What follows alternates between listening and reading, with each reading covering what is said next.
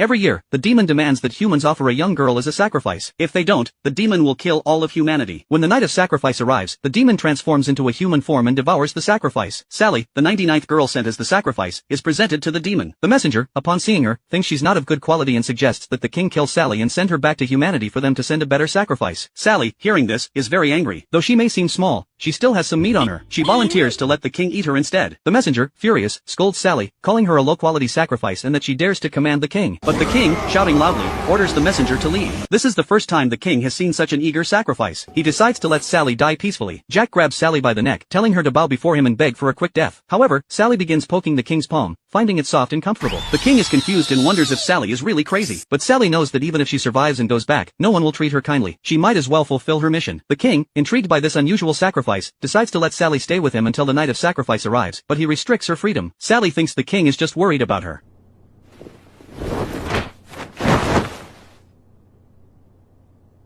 He warns her not to speak out of turn, or he'll eat her before the night of sacrifice. But Sally isn't afraid. When she was young, she saw her name in a book, and it meant she was a sacrifice. Sally wanted to ask her parents about it, but she overheard their conversation. Her adoptive parents had taken her in to replace their real daughter as the sacrifice. Sally feels betrayed by her adoptive parents, but in the king's eyes, there's warmth and love. That's why she isn't afraid. The king, feeling sympathy for Sally, decides to let her experience the beauty of life before she dies. One day, the king goes to inspect the border. As he turns around, Sally disappears. She comes across a field of flowers and wants to transplant them to the palace. The king tells Sally that only this place has the least toxic air, which allows the flowers to bloom. Even if he takes them back, they will wither quickly, but he agrees to her request. The king doesn't understand why humans love such fleeting things. When he looks up, Sally has placed a flower crown on his head and praises him for looking cute. The king angrily throws the flower crown away, thinking Sally is mocking him. As time passes, the king's attitude towards Sally changes. He even allows her to sleep on his tail. Soon, the night of sacrifice arrives, and the maid gives Sally a new dress. Sally is happy, feeling like a bride. The messenger takes her through a long set of stairs and locks her in a room inscribed with magical runes. Suddenly, Sally sees a pair of eyes.